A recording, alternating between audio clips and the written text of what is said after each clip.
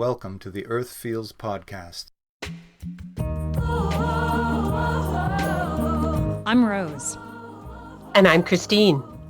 Welcome to Earth Feels, the podcast for people feeling overwhelmed by the endlessly gloomy climate news. Where every week we have soul-based conversations about climate change and explore the idea that climate change may be happening for us as much as it is happening to us.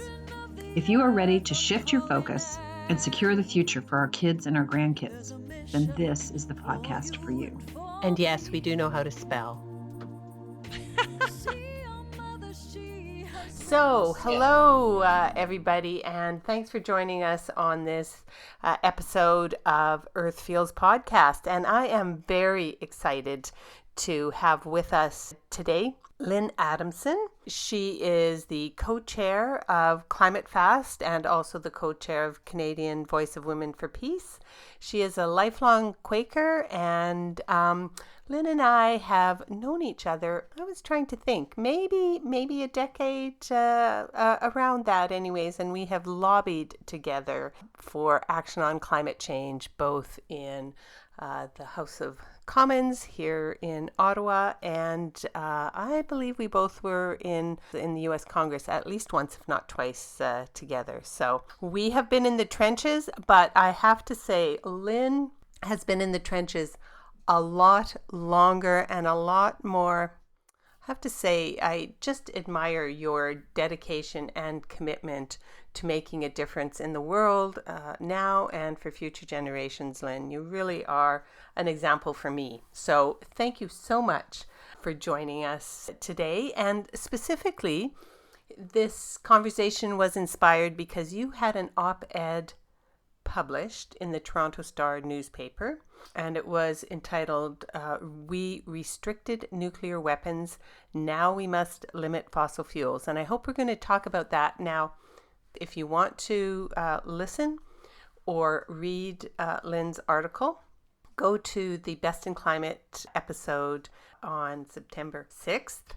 It was featured in our Best in Climate that day, and there's also a link to the original Toronto Star article. So that's a lot of introduction, Lyn. Welcome. Yes, thank you. Thank you. Yes, that was a very good opportunity in that op-ed to put the case to people. And that was put on August 6th, which is Hiroshima Day, which is the 76th anniversary of the bombing of Hiroshima and virtual obliteration of Hiroshima, and a few days later, Nagasaki. And we have partially contained nuclear weapons with the use of the Non-Proliferation Treaty, which in 1972 had 191 signatories. So in 1968, some far-sighted people saw that we were headed to a nuclear war without some containment. And the ultimate goal was to eliminate nuclear weapons, and that goal still remains. Mm-hmm. And actually, in the United Nations passed a treaty called the Treaty on the Prohibition of Nuclear Weapons in 2017, for which ICAN, which is the International Campaign Against Nuclear Weapons, received a Nobel Peace Prize. And Setsuko Thurlow, who is a survivor of Hiroshima and a resident of Toronto, and just such an advocate for the abolition of nuclear weapons for her entire life. You talk about inspiration. She's incredibly inspiring because she dedicated her life. All her classmates died in Hiroshima. She lived, and it was her determination that we should eliminate nuclear weapons. So that still remains to be signed by Canada. Canada has not signed it, and neither have the nuclear armed nations. But nonetheless, the Non-Proliferation Treaty did limit the spread of nuclear weapons. And what we want to do right now by supporting the Fossil Fuel Non-Proliferation Treaty is to stop the development of fossil fuels, to recognize them as actually a weapon of mass destruction. So it's not burning my furnace, so-called natural gas, which is really fossil gas, or driving a fossil gas-powered car, but it's the collective of this happening all over the world. And 80% of the energy on the planet right now is provided by fossil fuels and oil, gas, and coal.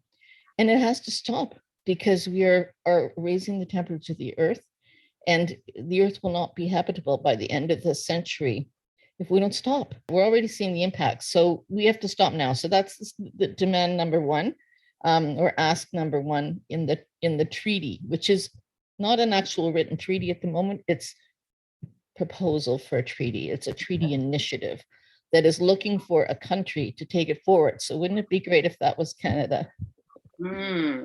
Yes.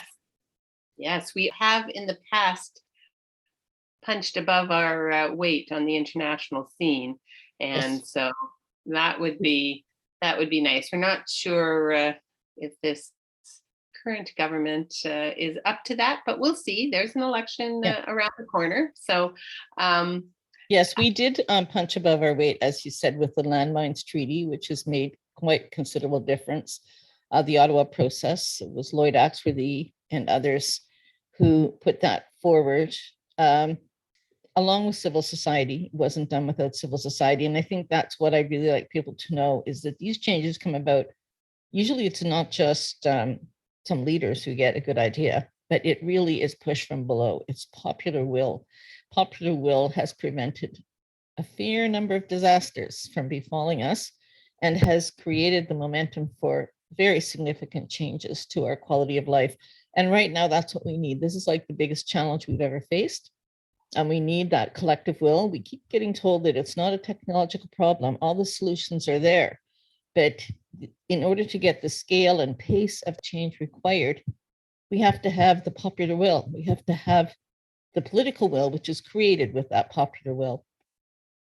Well, I like, I mean, I like the whole article, but I also appreciated the point you made that we've been negotiating at these international climate negotiations for decades, and we have not made a dent in our fossil fuel use. In fact, it's increased. And so I love that this Fossil Fuel Non-Proliferation Treaty is a new approach, and it really, to me, puts the spotlight on fossil fuels where it needs to be. Like you say, it's not individuals getting into the cars and driving, although obviously that's part of the issue, but for it to fall on individuals to make change, that's why we haven't made any progress, because it's systemic, right? And this It's really absolutely, focuses the spotlight on the weapons of mass destruction that fossil fuel is. That's very good language.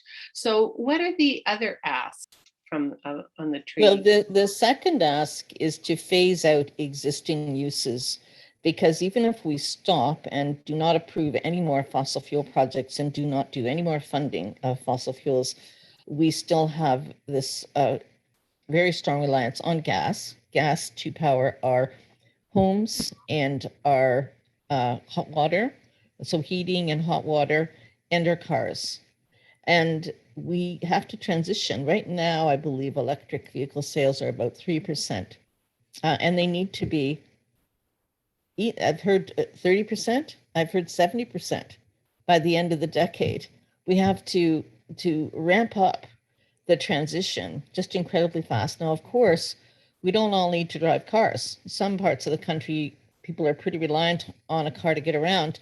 But in cities and urbanized areas, we can improve the transit, electrify the GO systems, commuter rail, and provide safety for pedestrians and cyclists. You know, I hear regularly of cyclists being killed on our streets here in Toronto, and it is so tragic and so unnecessary.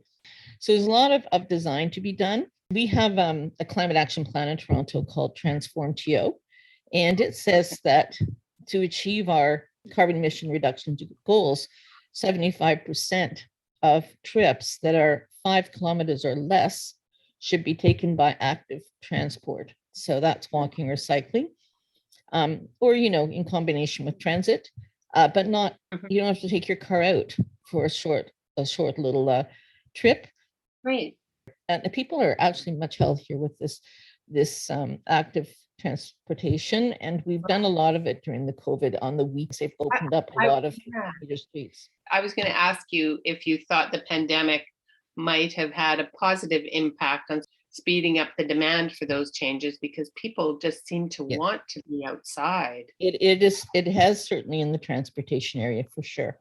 The other area is our homes, and gas is endemic and it's supposedly cheap, and people want it, and we're even installing it in northern communities at great public subsidy to get it to communities, rather than helping people in those communities retrofit their home, get a heat pump, and not need to rely on gas, which every time we extend it to another community, it increases our greenhouse gas emissions, and it costs a lot of money to do it. So it would not cost more to help people get around that. Right. So to get back to the treaty then, the asks that you've been mentioning are basically treating oil and gas as a weapon of mass destruction. That's the first one. And then and like having no more, like just having an end to any approvals. And just say no to fossil fuels. That's it. Just say no. Big no on our forehead for the fossil fuel companies. No, the answer is no, right? And then accelerating the transition to alternatives. Is that the second? That's number 2. That's right. Phase out our reliance on gas. And I mean, that has to be dealt with. And Vancouver has done it. Actually, they've put a deadline on the installation of gas into new homes. Is January of 2022. It's coming right up. Wow, and then all homes are to get off gas and be electrified by 2025. In Vancouver. In Vancouver. So they're taking the lead on that, and that needs to be done everywhere. Yeah. And there needs to be a lot of support and help so that it gets into the retrofit plan that the federal government has, which is totally inadequate. It's maybe 10% of what is needed in terms of the scale and pace and financial support required to do it across the country in the span of 30 years, with a big push right now in this current decade by 2030. And so the idea for the treaty came out of civil society. You're saying I've had a look at the website, which is a great website, and there's a whole wide range of people involved in it. This isn't just a Canadian initiative. This is a global initiative. Although it started with Sephora Berman, really? Stand.Earth. She is the chair of the steering committee, but it is an international initiative, and there's staff from all over the world involved, and they're definitely working with the Global South to make sure that they're engaged. Right. So there is a third ask, which is the just transition. So a just and peaceful transition. So people who are relying on the jobs in the oil and gas sector and communities that are reliant on it need the support to transition to a renewable energy future.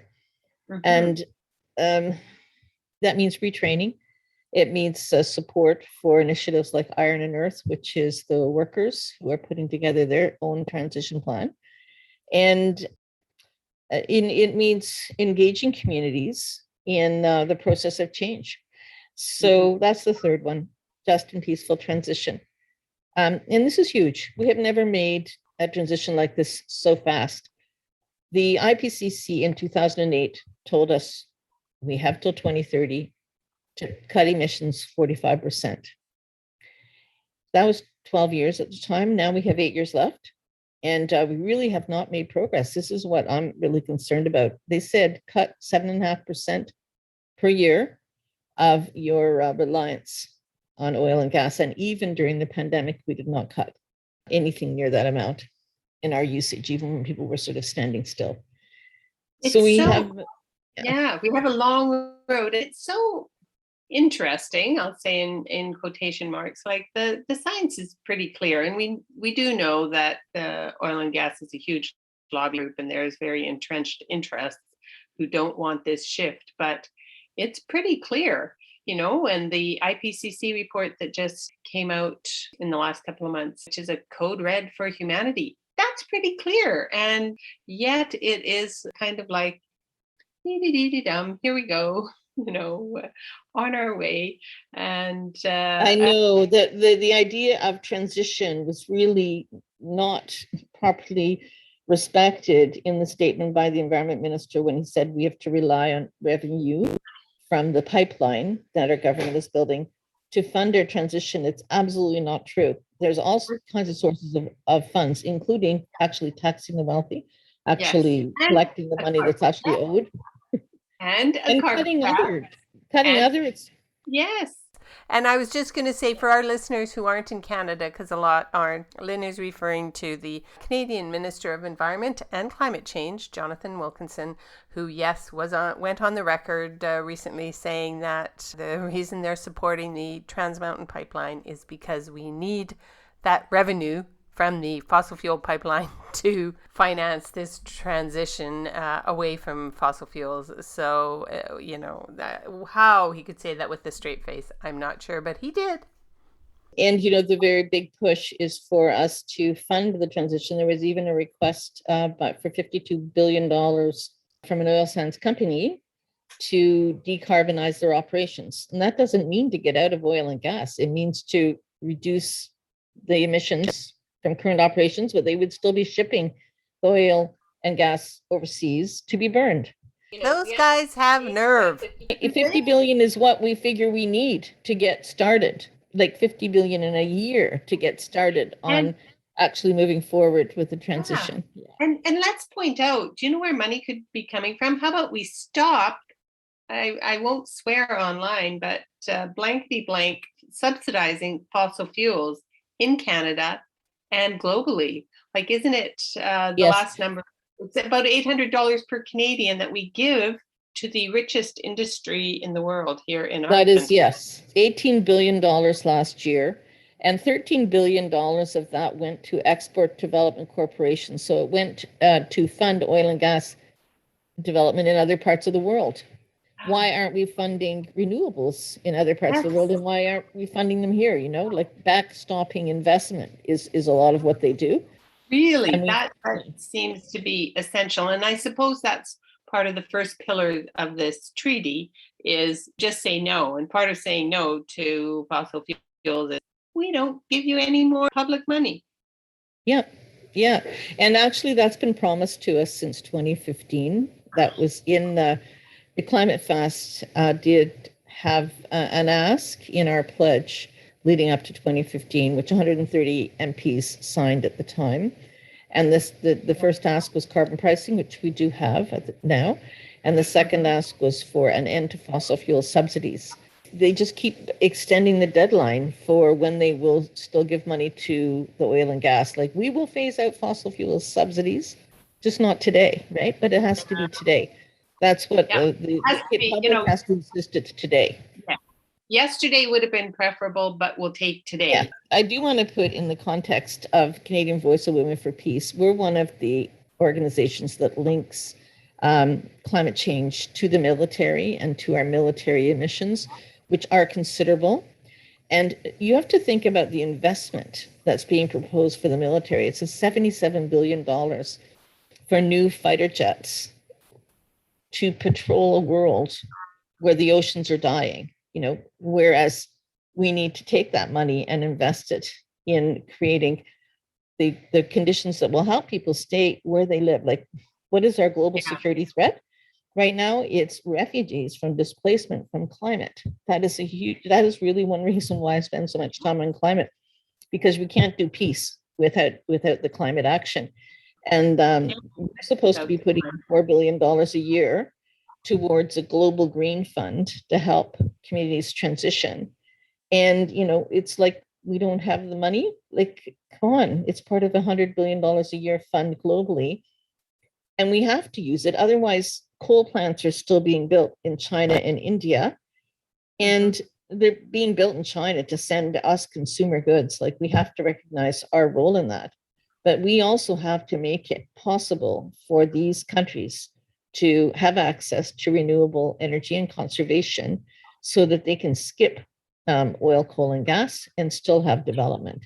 Development is possible with renewables. We just need to get them out there. And, I will mention that there's a research wing of the Fossil Fuel Non-Proliferation Treaty, and you can find their paper. It's called the Fossil Fuel Exit Strategy, which outlines the solutions and tells you how we can switch to renewables, what our goals can be, and stay within the 1.5 degree rise, which your listeners will know, I think, from hearing your other shows, that we need to stay under 1.5 degree rise before we start permanently losing the coral reefs, the potential for uncontrolled temperature rise. Like things get really, really, really bad after 1.5. Yes, it's not a great analogy, but it's that snowball effect where, except that we won't be having snowballs if we, very long if we go over 1.5, but it's the tipping points. We don't want to get to tipping points. There's a fantastic video called Breaking Boundaries with David Attenborough, and you can watch it on Netflix. And for anyone who isn't familiar with tipping points, planetary boundaries, and why it's so urgent that we act right now in this decade, in this very few years that we have right now, would understand it after seeing that. There's also a 5-minute video of Sapura Berman talking about the treaty, and that's available on the Fossil Fuel Non-Proliferation Treaty YouTube channel. And I recommend that. The whole thing is designed to spread city to city and town to town. And the idea is that the grassroots pressure grows from communities up to the federal government. So right now, Toronto and Vancouver have signed and have written the federal government saying, you need to initiate this treaty. You need to follow the principles of this treaty. And anything a city does or a town does to limit their emissions isn't going to help if the rest of the world is not doing it also. It has to be everybody. And it's gone beyond just Canada. I saw that at least Barcelona had signed on. Yeah, Los Angeles and Sydney, Australia. Sydney, Australia is the latest city. There are now 12 cities. And there's on the website, you can see 101 Nobel laureates have endorsed the initiative. And thousands of academics have signed on. And you can endorse as an individual, or your local group can endorse and then consider taking it to your local municipal council, because the impacts are hitting us at home where we live in our communities, and we're having to adapt as best we can. We cannot adapt to the kind of temperatures that are projected, but we will have to adapt to what's already been put in motion.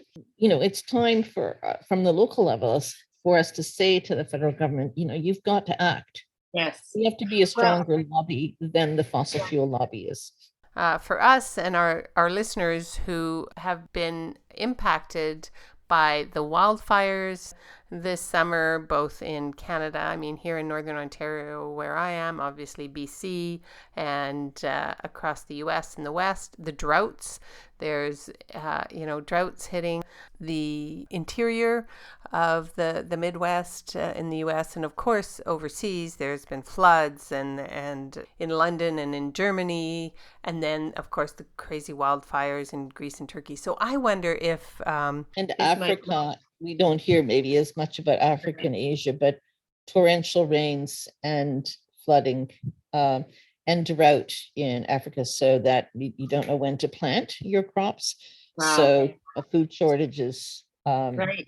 So I think thinking about my own municipality, which up here in Red Lake in Northern Ontario, we had our second summer under evacuation notice. Last summer we had to be evacuated because of a wildfire. This summer we had weeks of extremely poor air quality, and where we had daily notices saying, yes, you have to evacuate, or no, you didn't. They maintained the fires far enough away that we didn't actually have to evacuate. But I'm telling you, the quality of life under that kind of smoke and haze is really poor, and it's stressful if you have to have your bags packed and leave at a moment's notice. So I'm thinking this fall might be a really good time for our listeners and for me personally to approach municipal councils that have had this experience. And you can tie that experience of this summer and of the fact that I've lived in Red Lake for 20 years and have never had an evacuation notice until suddenly I've had two summers in a row. And that doesn't mean that it will happen next year. It just means, as we you and I know, and most of our listeners know, it just becomes more and more frequent extreme weather events, whether it's floods or droughts or whatever it is. And we just are all going to be more uncomfortable, and people don't like to be uncomfortable. So let's get active on this. It feels like it's quite accessible. So I want to ask you, Lyn, because our time, it's just flying by. What keeps you keeping on in the trenches? Because you have been doing this for more than just a few years, and you keep doing it, and your energy doesn't seem to flag. I know that it probably does, but publicly you are just the climate energizer bunny. So Thank you. Yes. Well, I will say that I've known about this threat coming for 50 years or more. Like I read the books that were available in the early 1970s saying where the trends were going. And even though they didn't specifically say carbon emissions at that time, you could see that the trends were there, that we had to deal with this whole growth mentality. That's really what was prevalent. You've got to contain that, or you'll run out of resources on the planet. And that's the whole concept of the 9 planetary boundaries. So climate change is one of them. There's also biodiversity, forestation, there's water. There are so many boundaries that we must not pass if we want a livable planet for our kids. So I've known about that for that length of time. And I grew up at a Quaker camp on Georgian Bay, actually. And we learned that people can make a difference. Historically, ending slavery, right to vote for women, that many huge societal changes have been made because individuals and groups got together and said, this has got to change, and had a campaign to change it, and changes that you never thought were possible become possible. Joanna Macy wrote a book called Act of Hope, which sort of embodies the way I look at it. We have hope because we're active. If we're not active, we really don't have hope. And personally, I don't want to be sitting around in a state of despair waiting for the worst to happen when I know that actually that doesn't have to be the outcome. We have the power to make the change, and we particularly have that power collectively. It's important to make individual changes, as you talked about earlier. So in her book, Christina Figueres, which I'll tell you about in a minute, The Power to Choose, the future we choose, she said, is we should be cutting our own emissions in half. Let's do that. But then let's expect government to make that possible, to make that doable. If you cannot right now go to a car lot and find an electric car or truck to test drive, and if you have to wait a year to order one, it's just not going to grow. When people need a vehicle, they need a vehicle, and they expect to find it. I wanted to say to people that you can endorse as an individual or group, and the site to go to is fossilfueltreaty.org, and you will find all kinds of information. And that they also have information page for if you want to take it to your local council.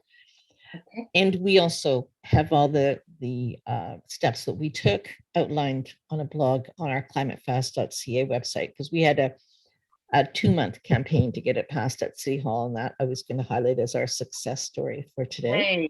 Yay. That is good news. Yeah, we got a 22-2 vote on a council that's usually quite conservative, but they did go for this. Yeah.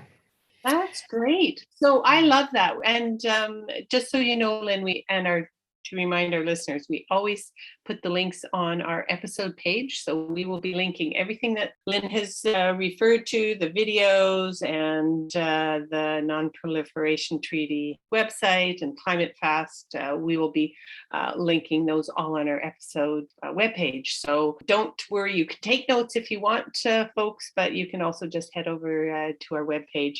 And so can I add one more? Can I add one more initiative that we've been working on in Climate Fast for a couple of years now? It's called Climate Conversations. So we have a website, climateconversations.ca. And in that, we guide people to converse. Like, we need to build our movement, right? It can't just be people who see themselves as environmentalists. It's got to be understood by everyone that we're in this big transition. This is a whole social society change, a whole of society change, and we need to engage people in understanding what it is, because a lot of people think it's being taken care of by others. So the fact that we all need to be engaged in part of building this pressure for change, momentum for change can be explored in those. And because it's very supportive for people, because the first time people realize how big the challenge is and how stark the future looks unless we take the actions that are needed, and how urgent it is, how quickly. The people can feel stressed by that. They can feel anxious about it. And talking in a group is a really great way to feel supported while doing that, because friendships make all the difference.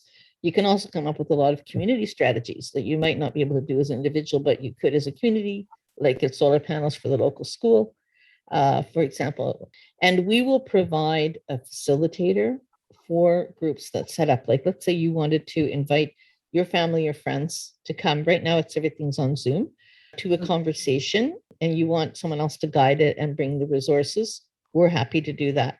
We also give training to people who want to become a facilitator. And we do this across Canada. So it's available anywhere people are interested, and the resources are there for anyone to have a look at. Yeah, I love that. And probably if it's on your website, it's probably available even globally. Available globally, yeah. So interestingly, Lyn, I have, because you may or may not know, my wellness practice right now. I mean, I have the podcast, but I also have my wellness practice, which has evolved into a spiritual coaching using intuitive energy methods. And what I'm coming across is a lot of fear and overwhelm, people in general, but specifically around climate change. And so that has inspired me to have what I'm calling climate cafes. And I'm just starting them in the first weekend in September. So September 4th on the Saturday morning, where I'm just going to have a Zoom conversation open for an hour. And people can come, and it's not to talk about the science, and it's just to talk about how we're feeling about this and process that, because I have some tools in my toolbox to help people shift some of that fear and anger. There's a lot of anger in there as well, and just kind of process it a little bit. So it's interesting. Yeah. I'll have to go to the Climate Conversations website and have a look at your tool. Yeah. And I think, to come back to the question you had about how do I do this as an individual, I think that I just get curious about how I can take that fear and the anger and transform it into effective action, because we know that when we get to a certain point of social knowledge, social pressure, social action, there will be a response. The government will have to take action. We have a whole bunch of action tips that you are going to leave us with. You shared the good news that your campaign made a difference in Toronto. That's a wonderful thing to highlight. And I would just have to say that the potential is there for this renewables transition. I would say maybe the best news from the mainstream has been the International Energy Agency report in May of 2021. And they went from promoting oil and gas to saying oil and gas is done. There's no room in the pathway to net zero 2050. They're looking down the road. There's no room in that pathway for any more fossil fuels. That's it. And they're a very mainstream guide. And so if governments are looking at them, they will be realizing it's the end of the road. And if industry is looking at them, they'll realize it's the end of the road. So that was a huge step by the mainstream. So much good news. I need to talk to you every week, Lyn. This is wonderful. Thank you so much for joining us and sharing your wealth of wisdom and resources and optimism, because that is what I get from you, that this can be done. It's not easy, but it can be done. And thank you so much. I get the optimism is there with the action, and people feel better when they're acting. It's really an antidote to some of the overwhelming feelings. Doing it together is the way to go. Thank you. Thank you for having me on. That's this week's Friday episode of Earth Feels. Special thanks to singer-songwriter Kristen Hoffman for generously allowing us to use Song for the Ocean. Thanks for listening. Don't forget, subscribe to our podcast so you don't miss an episode. Catch you next time. Bye-bye. Children of the earth, I'm calling out. There's a mission for you and for me.